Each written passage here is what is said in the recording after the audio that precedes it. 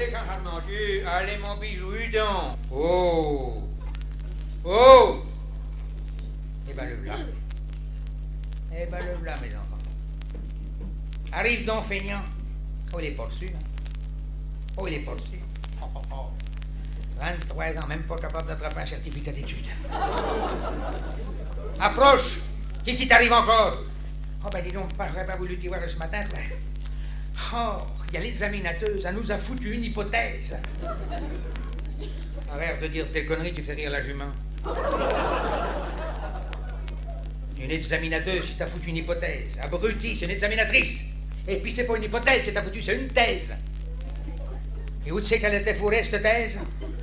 Ah ben attends, ouais, passe un machin, attends, ouais. Ah oui, et sur l'histoire de France. Si, c'est une gamine, elle entendait des voix, et elle a sauvé la France quand elle était vierge. Eh ben mon gamin, tu t'expliques bien ça. Ah, ça m'étonne pas que tu sois pas reçu. C'est du latin que tu me racontes là, mon gamin. Du latin sauvage, genre latin de Garenne. Tu voudrais pas des fois parler d'une dénommée Jeanne d'Arc? Ah ben c'est ça. Eh bien oui, elle m'a rappelé la Jeanne d'Arc, mais j'ai pas pu suivre, moi. Il y a mon chat qui avait bouffé les pages. Oh, puis je vois sur quoi ça, c'est pour ça que t'as ramené la Jeanne, hein. Ah, la Jeanne d'Arc, espèce de couillon. Ben écoute donc, moi je vais te dire ton petite chose, hein. Et peut-être t'es à l'école, tu as juste 11 ans, mon petit gars. Mais moi, je vais te la faire, ta thèse. Alors, assis-toi. Et face-toi la jument, il y en a pour un moment. La Jeanne d'Arc, c'est une gamine qui est née dans le Berry, à Gros-Sous. Si vous le saviez pas, haïe. Alain Decaux, il va trembler, vieux. Et un matin, elle était dans son champ, tu vois, elle gardait ses cheveux.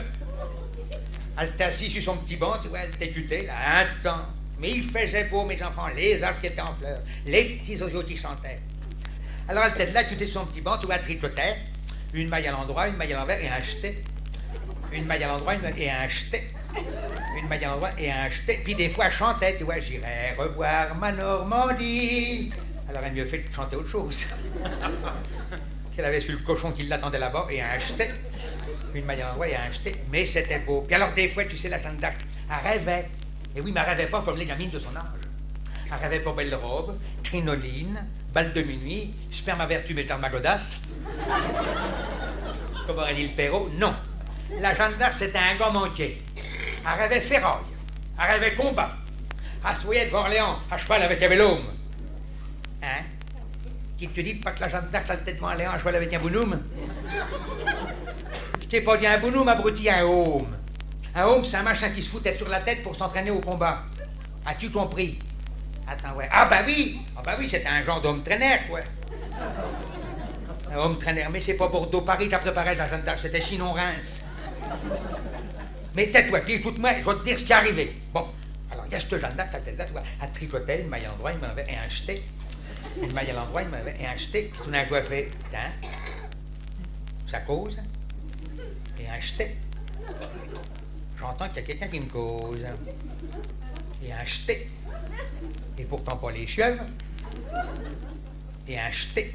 Et la grand couillon, ce que la Jeanne d'Arc, elle a entendu. Pom pom pom pom. Pom pom pom pom. Et c'est Londres.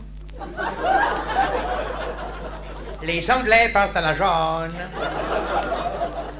Il est grand temps de penser à sauver la France, car sinon, vous n'avez pas fini de manger le pudding. Et le poudingue, c'est dégueulasse. Allez, mon bijou. Allez.